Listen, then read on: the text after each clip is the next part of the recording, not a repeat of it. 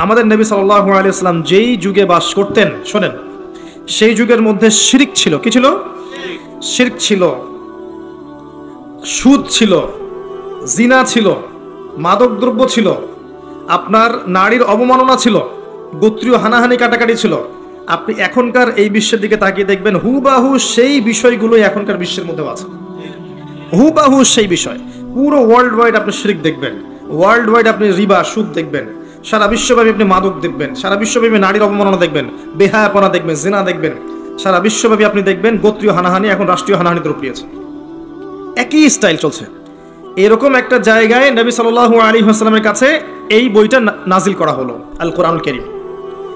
এই কোরআনুল কারীম দিয়ে নবী সাল্লাল্লাহু আলাইহি ওয়াসাল্লাম 23 বছর দাওয়াতি কাজ করলেন। কত বছর? এবার 23 বছর পরের মক্কার দিকে আপনি তাকান, এখানে কোনো শিরক নাই, আছে? কোনো সুদ নাই, মাদক নাই, নারীর কোনো অবমাননা নাই, কোনো অশ্লীলতা নাই, গোত্রীয় হানাহানি কাটাকাটি কিচ্ছু আছে? কিচ্ছু নাই।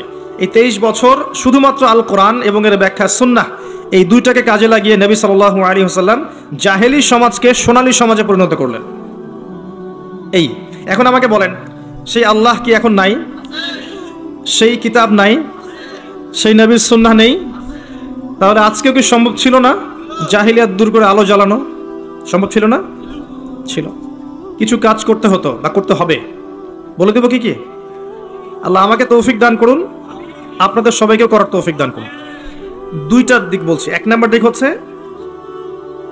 জ্ঞান অর্জন করতে হবে, জ্ঞান অনুযায়ী আমল করতে হবে, পারিবারিক আদর্শটা ধরে রাখতে হবে, আপনার হালাল রিজিকের ব্যবস্থা করতে হবে, আপনাকে দিনের জন্য নিজের জান মাল সময় শ্রম প্রতিভা দিয়ে দিনের খেদমতে আঞ্জাম দিতে হবে, উম্মার ঐক্যের জন্য আপনাকে চেষ্টা করতে হবে, অর্থনৈতিকভাবে স্বাবলম্বী হতে হবে এবং এমনভাবে ইসলামের দাওয়াত দিয়ে উম্মাকে, দেশকে, জাতিকে, রাষ্ট্রকে ভালো কিছু দিতে হবে যেন আমরা মধ্যম পন্থায় ইসলামের পতাকা নিয়ে এগিয়ে যেতে পারি।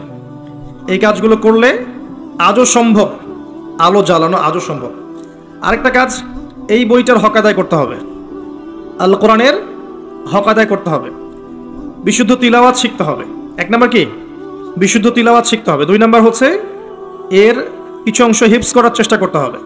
3 নাম্বার এর অর্থটা বোঝার চেষ্টা করতে হবে। 4 নাম্বার এর আদেশগুলো মেনে চলার চেষ্টা করতে হবে। 5 নাম্বার এর সমস্ত নিষেধ বর্জন করার চেষ্টা করতে হবে। আর 6 নাম্বার এর দাওয়াতটা মানুষের ঘরে ঘরে পৌঁছানোর চেষ্টা করতে হবে। পারা যাবে ইনশাআল্লাহ?